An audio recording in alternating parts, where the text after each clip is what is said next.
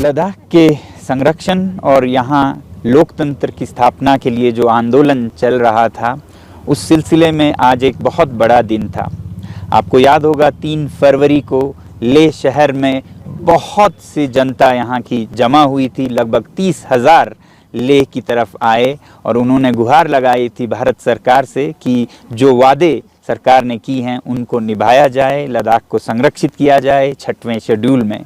इसके बाद 19 फरवरी और फिर 4 मार्च को वार्तालाप हुए गृह मंत्रालय और लद्दाख के नेताओं के बीच में, और 4 मार्च को ये वार्तालाप विफल हुए, जिसमें सरकार ने ऐसे संरक्षण देने से मना किया।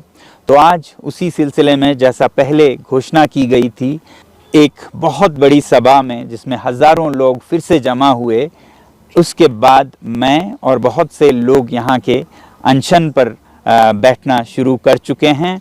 और ये अनशन 21 दिन के चरणों में आमरण चलेगा और हमारी उम्मीद है कि इसमें सरकार लद्दाख के जो जायज़ मांगे हैं, जो कि वादे हैं सरकार की तरफ से, उन पर ध्यान देगी और लद्दाख को संरक्षित करेगी, क्योंकि लद्दाख के संरक्षण में ही भारत की रक्षा है, भारत की संरक्षण है। तो मैं आज आप लोगों को लद्दाख का जो शहीद स्मृति स्थल है, जहां शहीदों के नाम पर स्तूप बने हैं, जहां पर लद्दाख के उन युवाओं ने जिन्होंने लद्दाख के लिए जान दी, उनकी स्मृति है, वहीं पर ये अनशन चल रहा है। और अगले 21 दिन और ज़रूरत पड़े तो और 21 दिन करते हुए बढ़ता जाएगा। बाकी इसके बारे में आप इस भाषण से जो मैंने आज इस बड़े सभा में दिया समझ सकते हैं, इस अनशन के बारे में और लद्दाख के इस मुद्दे के बारे में। भारत माता की, भारत माता की, भारत माता की। मैं आज फिर आप लोगों से मुखातिब हूं, मगर इस बार एक अनशन शुरू करने के लिए, आमरण अनशन, मगर जैसा अभी कहा गया चुनाव के आने के संदर्भ में इसे हम चरणों में करेंगे, 21 दिन के चरणों में, जब तक हमारे लद्दाख की ये आवाज़ सुनी नहीं जाती, जब तक सरकार लद्दाख पर ध्यान न दे। भारत माता की हम जय करते आए हैं। भारत माता की लद्दाख के सैनिक ही नहीं, लोग, साधारण जनता रक्षा करते आए हैं हर जंग में। 1948 से 65, 62, 71, 99, हर जंग में लद्दाख के लोग सैनिकों के साथ युद्ध भूमि तक जाते रहे हैं। और उससे पहले जब भारत आज़ाद हुआ, तब लद्दाख कश्मीर का हिस्सा था। किसी ऐतिहासिक गलती के वजह से ये लद्दाख, जो कि एक स्वतंत्र राज्य था हमारे अपने राजा का, वो कश्मीर का हिस्सा बना। और फिर 1947 में लद्दाख ने गुहार लगाई कि उसे भारत माता का एक हिस्सा बनाया जाए सीधे, मगर ये नहीं सुनी गई और हम कश्मीर में ही रहे। और इस हालत से हमें आज़ाद कराया गया 2019 में। आज की जो सरकार है मोदी जी के, उस सरकार ने, और उनके हम सदा कृतज्ञ रहेंगे कि आपने लद्दाख को उनका हक दिया, लद्दाख को एक यूनियन टेरिटरी की तरह अलग प्रदेश बनाया। मगर मोदी जी, समस्या ये है कि आपने हमें आसमान से तो बचाया, मगर खजूर पे लटकाया।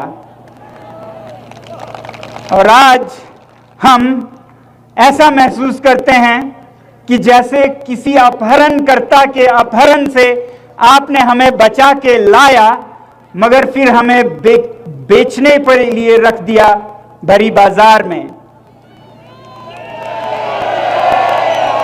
हमें उस अपहरण की स्थिति से निकाल कर लाए जिसके हम इतने कृतज्ञ थे, मगर हम आज खुद को और भी मुश्किल में पा रहे हैं, क्योंकि हम चौराहे पे अपने माँ बेटियों के साथ जैसे बिकने को खड़े हैं। ये जो यहाँ लद्दाख की जनता, जनजातीय जनता है, ये लद्दाख की जो संवेदनशील नाजुक पर्यावरण है, ये बिकने के लिए आज चौराहे पे है कि इस पे कोई भी आके कुछ भी कर सके। यहां कोई भी गुट, जो खनन के गुट हैं, औद्योगिक गुट हैं, इंडस्ट्रियल लॉबीज, माइनिंग लॉबीज, आज लद्दाख को ऐसे छोड़ा गया है कि कोई भी यहां खिलवाड़ करे, ये सह नहीं सकेगी लद्दाख का पर्यावरण ऐसा औद्योगिक विनाश कहूंगा मैं तो, विकास नहीं।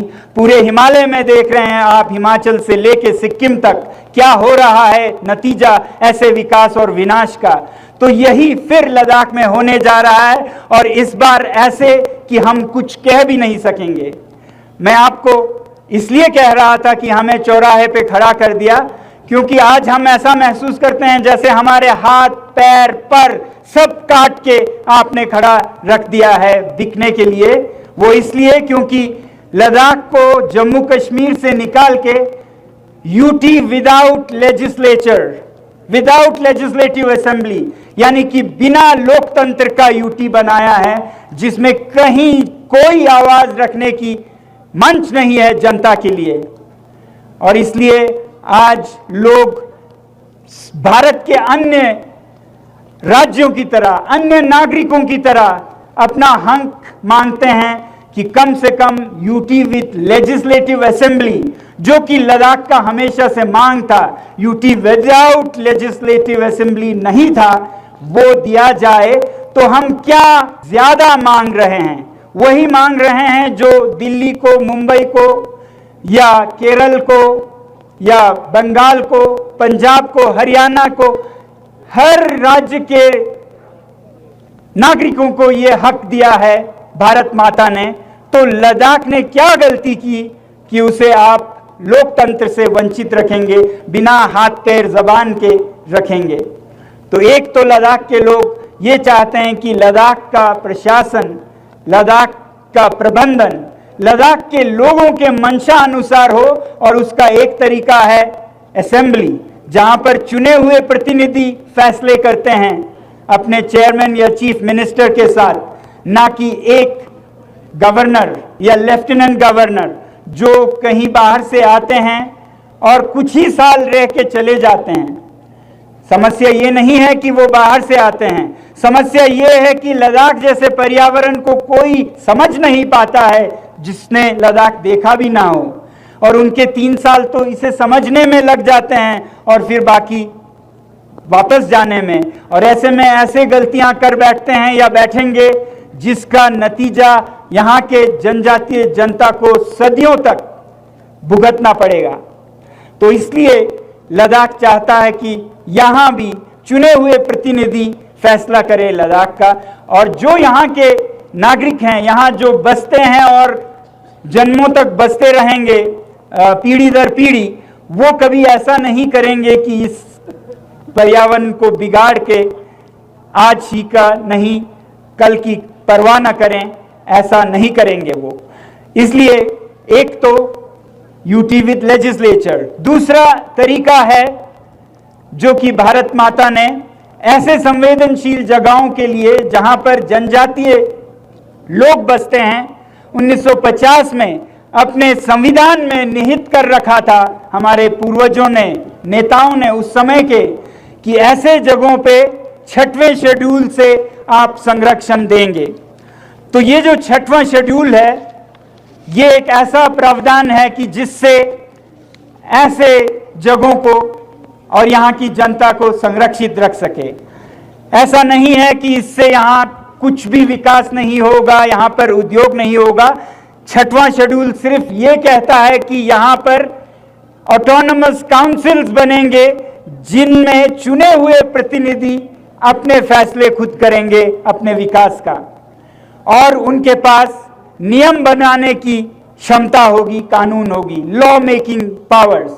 तो यही आपसे हम मांग कर रहे हैं, बल्कि मांग ही नहीं, ये आपका वादा है। जब लद्दाख यूटी बना तो आप ही ने, आपकी सरकार ने एक बार नहीं 2 बार चुनावों में, घोषणा पत्रों में लद्दाख से ये वादा किया कि ऐसा संरक्षण लद्दाख को दिया जाएगा।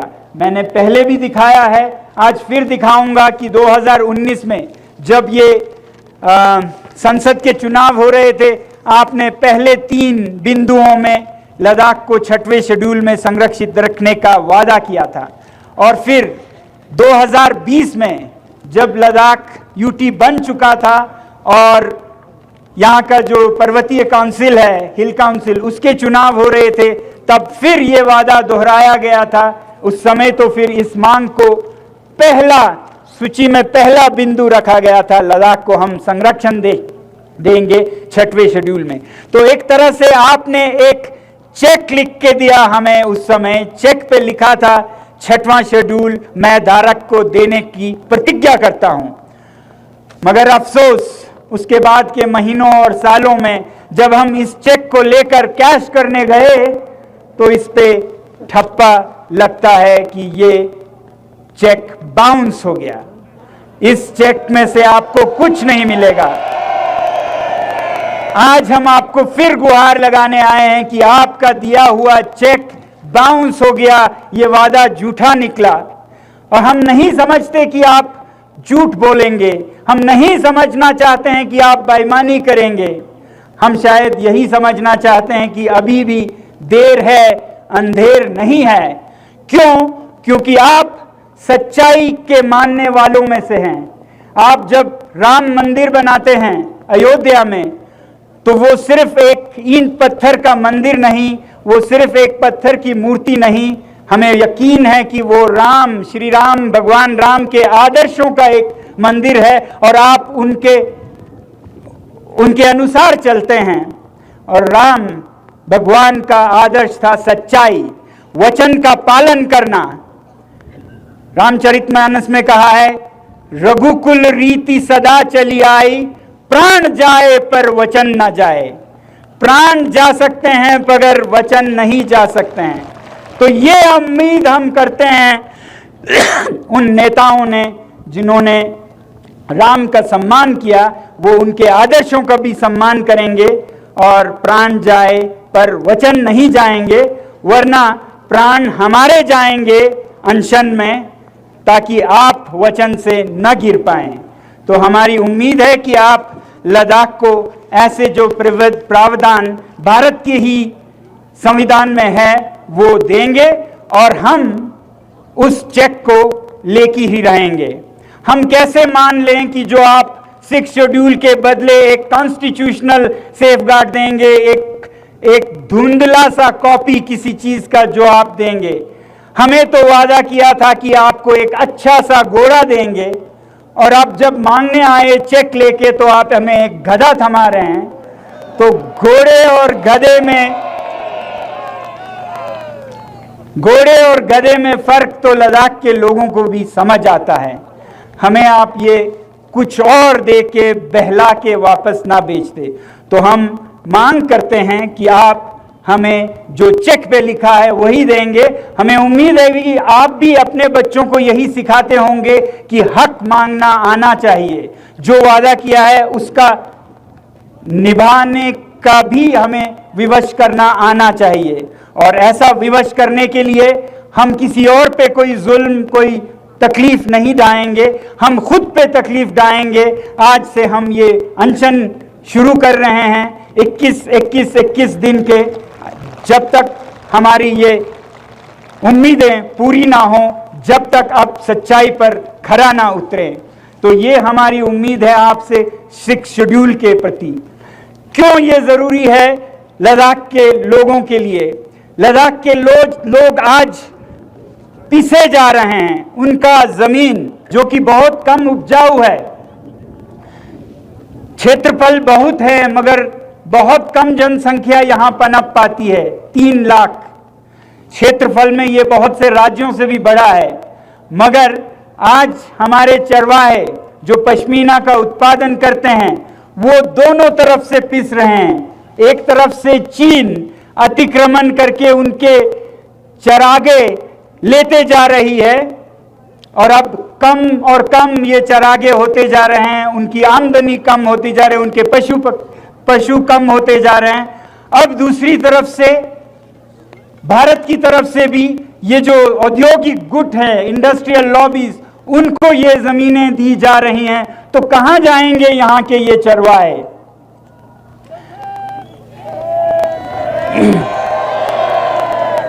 एक तरफ चीन का अतिक्रमण, दूसरी तरफ औद्योगिक घरों का यहां बहुत कतारें लगी हैं। जो उनमें से सबसे अच्छा है, जो हम भी चाहते हैं हो यहां लद्दाख में, वो है सूर्य ऊर्जा की, बिजली की, सूरज की। लद्दाख में सूरज बहुत है। हम चाहते हैं कि लद्दाख काम आए भारत के ऊर्जा जरूरतों को पूरा करने के लिए, मगर वो भी यहाँ के लोगों के फायदे और नुकसान को देखे बिना अंधाधुंध किए जा रहे हैं। 13 गीगावाट का प्रोजेक्ट घोषणा हुई है और इसमें कितने चरवाहों के चरागे जा रहे हैं आपको अंदाजा है? अगर यहाँ के लोगों पे छोड़ते आप, अगर 6 शेड्यूल के अनुसार चांगपा समुदाय के लोगों पे छोड़ते, तो वो सदा के रीति की तरह शायद पहाड़ों पे वो सोलर पैनल्स को लगाते, या ऐसे और मैदानों पे जहां चरागे नहीं हैं जैसे सेरचू, वहां कम से कम नुकसान होगा, मगर वहां ना लगा के अभी ये पांग में लगा रहे हैं जहां पर सबसे अच्छे चरागे कुर्बान हो जाएंगे। और कम नहीं, अभी जो ये पहला चरण है 13 गीगावाट का, इसी में कहा जाता है कि लगभग 150 स्क्वायर किलोमीटर का जमीन जाएगा। 150 स्क्वायर किलोमीटर, आपको समझ आ रहा है?